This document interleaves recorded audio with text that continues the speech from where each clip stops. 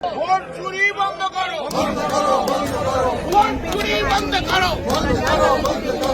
আজকে যেটা সবচেয়ে গুরুত্বপূর্ণ বিষয় হচ্ছে এসআইআর আর লোকেদের ভোট চুরি। এটা আমাদের গণতন্ত্রের ওপর একটা আক্রমণ।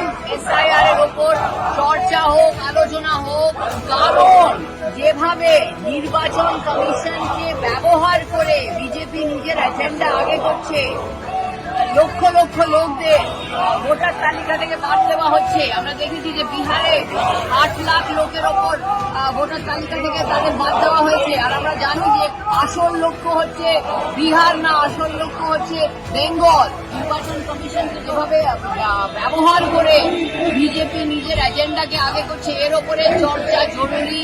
আর এটা যদি সদনে না, আমাদের যদি অনুমতি না দেওয়া হয়, আমরা জোর দিয়ে এটাকে সদনের ভেতরে ওঠাবো।